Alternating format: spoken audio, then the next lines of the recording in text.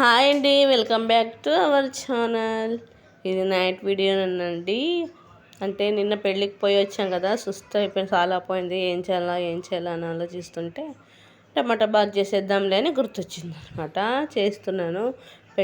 పెళ్ళి అయిన కొత్తలో మాత్రము నా వంట అడ్జస్ట్ అయ్యడానికి మా ఆయనకి అంటే ఆయన వంట నేను నేర్చుకోవడానికంటే మాది ఇంటర్ క్యాస్ట్ మ్యారేజ్. వాళ్ళ వంట నేను నేర్చుకోవడానికి సంవత్సరంన్నర పట్టిందండి.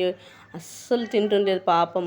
అంటే వాళ్ళకి మన ఫుడ్ వాళ్ళ ఫుడ్ వేరే వేరే కదా, అస్సలు అడ్జస్ట్ అవుతుండలేదు.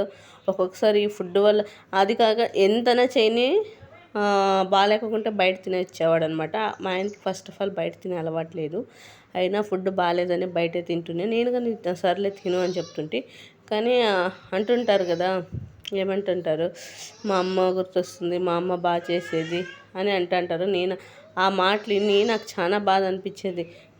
చనిపోదామబ్బా, ఇష్టపడి చేసుకున్నా కానీ ఈ ఫుడ్ విషయంలో ఎందుకు ఇలా అవుతుందని చనిపోవాలని చాలా అనిపిస్తుంది. ఆమెటికి 1.5 year తర్వాత నేను మా అత్తతో నేర్చుకొని, మా అత్తకు కాల్ చేస్తూ మా అత్తతో నేను వంటలు నేర్చుకున్నాను అనమాట. ఇప్పుడు ఏం వంట చేయని బాగా చేస్తావు పుష్ప, మా అమ్మ చేసినట్లే చేస్తావని చాలా పొగుడతాడనమాట.